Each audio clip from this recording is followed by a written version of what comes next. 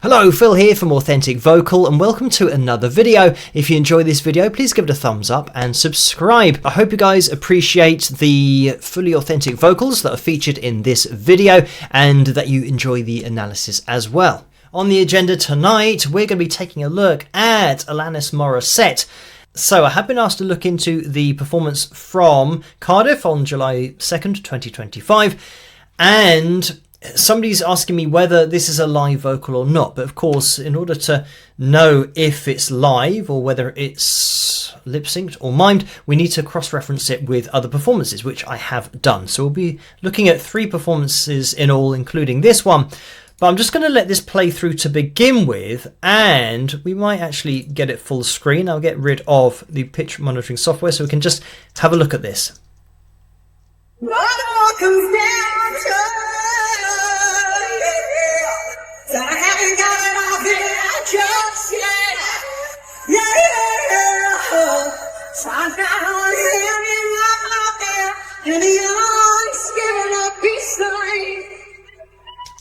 So, I mean, here, what's great is when you start jumping into the isolated vocal, you hear so much more than the video by itself. So let me just now mute the isolated vocal and we'll hear everything together.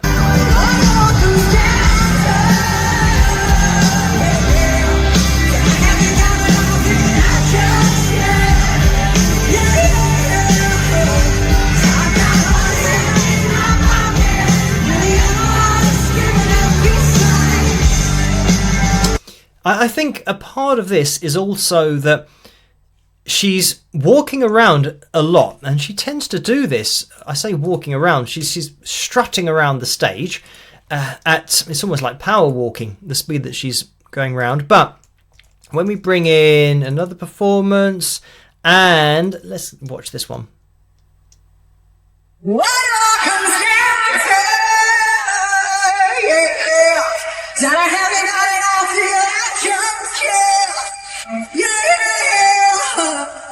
So actually, let's listen to this with the accompaniment.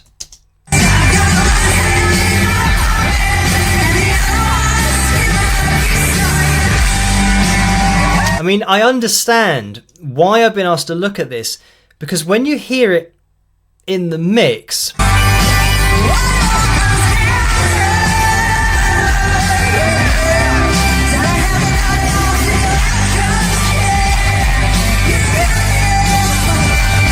and the distance of the mic from her mouth,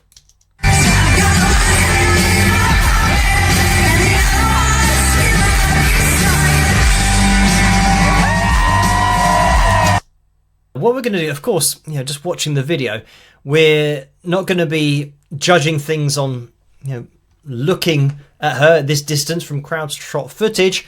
And what I just want to do is quickly have a listen to the 3 performances: 21st of July in Budapest 2025, Cardiff July 2nd 2025, Dublin 29th of June 2025, and listen to all of these together.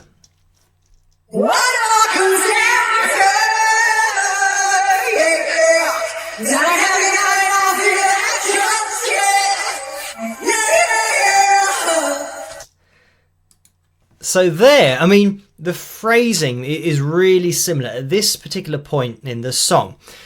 So I can understand why people think, oh, was that just the same vocal 3 times over? So we're going to be jumping into now the analysis of that particular part of the vocal for these 3 performances. So now jumping into the pitch data, as I let this roll on screen, you'll start to notice how nothing matches up. We don't have any replications going on here.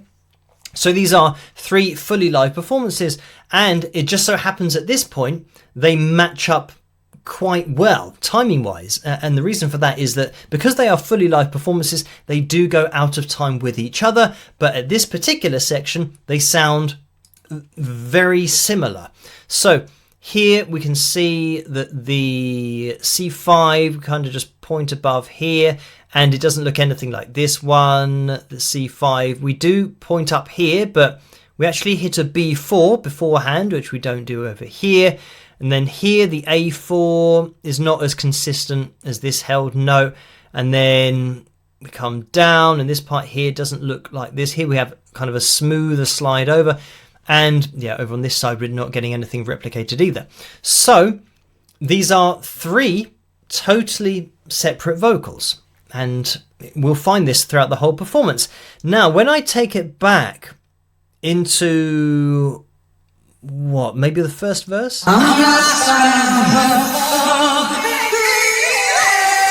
Now we get an appreciation of the difference in timing, because we've moved now to the beginning of the song, and the bit that overlaps quite well is a lot further on. So I'm just going to let this play through.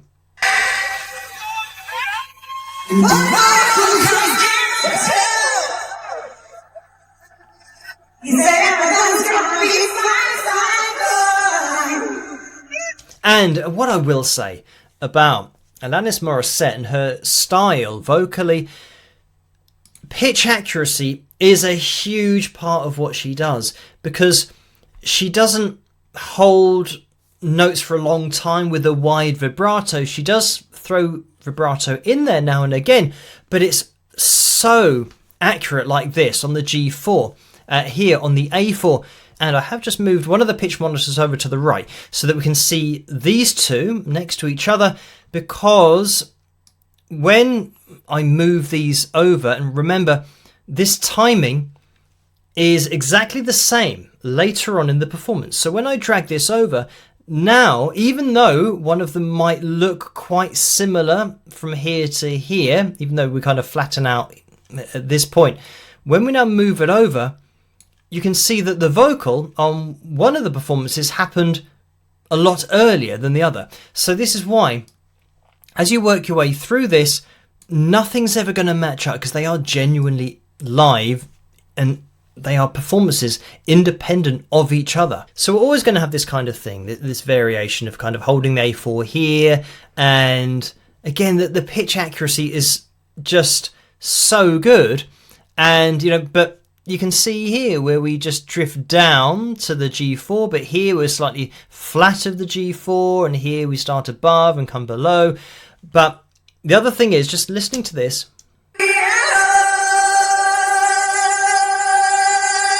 when I said about her vibrato and pitch being everything, she's got this really fast and subtle vibrato in that it doesn't cover a lot of pitch.